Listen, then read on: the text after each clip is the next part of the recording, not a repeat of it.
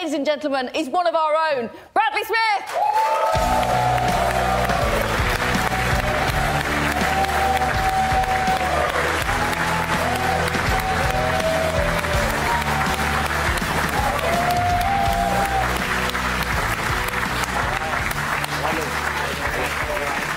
Hi, Brad. Hello. You're the only one that's not hobbling, love. That's it, I know. Grab yourself a seat. It's no guarantee that it's going to be always like that, though. That's the thing. Oh, don't say that. Don't say that. Wow. So, Yes.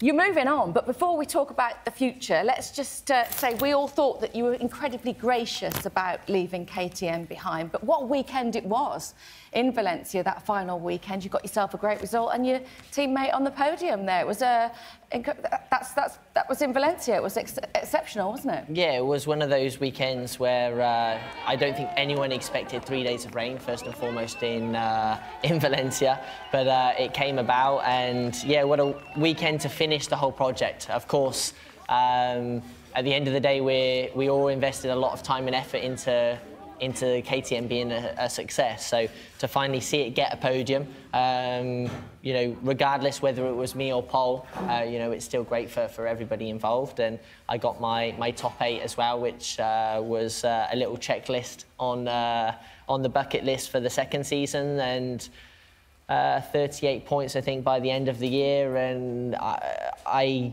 believe that, yeah, exactly. But I believe that I finished the season, you know, proving, you know, that I got back to a good enough level and high enough standard, and yeah, onto a new adventure in 2019. Absolutely. Pretty next. Yeah, and we're excited about that. We know you've been testing the bike already. We've seen some footage of you. You look really good on it, by the way. Yeah. What's it like? Where's that Aprilia at? Because we talk about it a lot in commentary, going, they're a bit lost.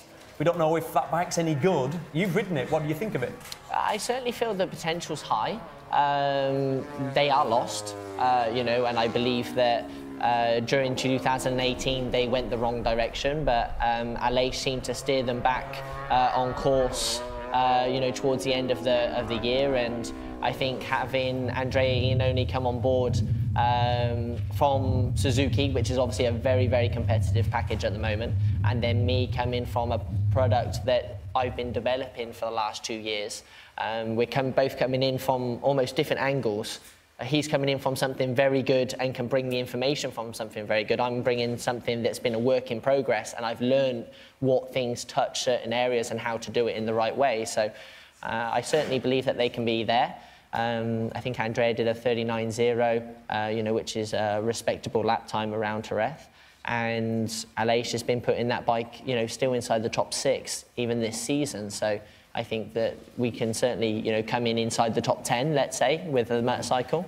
And my job's to then give them the package, you know, to do something even better. And also, you're going to get a chance with your wild cards to race the bike as well, which we'll all be looking forward to seeing. But you've got to wear 2 hats, essentially, haven't you, this year? Because you're also MotoEing as well, if that's a new word.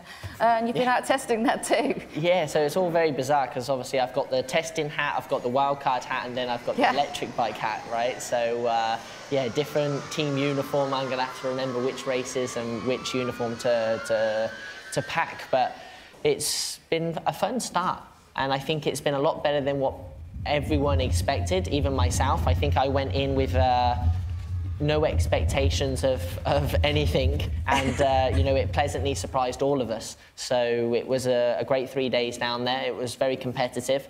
Against Sette Gibernau, just throwing that one in as well. Against Sette, which obviously is very strange for my head to comprehend, but also against, you know, the likes of Nicky Tully coming from Moto2, Eric Granado, who's coming from Spanish Championship Moto2, and, you know, they're really, you know, motivated, hungry, you know, young 20-year-olds. And I'm like, OK, all right. You know, you're not that far off. I'm not, but there is something about, you know, that extra little bit of motivation, you know, at a winter test. And it certainly felt very competitive. So I enjoyed, you know, kind of getting that, you know, competitive spirit back out, and, you know, enjoyed being part of the show.